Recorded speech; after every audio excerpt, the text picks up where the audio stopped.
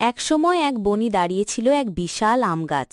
গাছটি ফলেও ভরপুর ছিল, কিন্তু সমস্যা ছিল সে গাছটি খুব অহংকারী হয়ে গিয়েছিল। সে সবসময় বলতো, আমি এত বড়, আমার ডালে ঝুলছে সোনালি আম, আমার সমান আর কেউ নেই। গাছের নিচে এক দম্পতি পাখি বাস করত। তারা গাছের ডালে ছোট্ট বাসা বানিয়েছিল এবং সেখানে দুটি ডিমও ছিল। পাখিরা খুশি মনে জীবন কাটাচ্ছিল। একদিন গাছটা পাখিদের বলল, তোমরা আমার ডালে বাসা বানিয়েছ, কিন্তু আমি তোমাদের এখানে চাই না।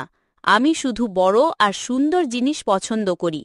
তোমাদের মতো ছোট পাখি আমার গায়ে মানায় না। পাখিরা খুব কষ্ট পেল। তারা বলল, আমরা তোমার ফল খাই না, শুধু তোমার ছায়ায় থাকি, আমাদের আশ্রয় দাও। কিন্তু অহংকারী আমগাছ জোরে বাতাসে দোল খেয়ে তাদের বাসা ফেলে দিল।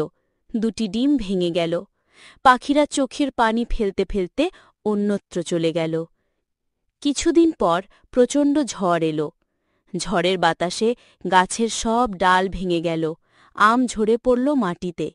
পাখিরা তখন দূর থেকে বলল, যে গাছ অহংকার করে সে টিকে থাকতে পারে না, নম্রতা থাকলে সবাই ভালোবাসে। শিক্ষা: অহংকার মানুষকে কখনো টিকিয়ে রাখতে পারে না, বিনয়ী হওয়াতেই সত্যিকারের সৌন্দর্য।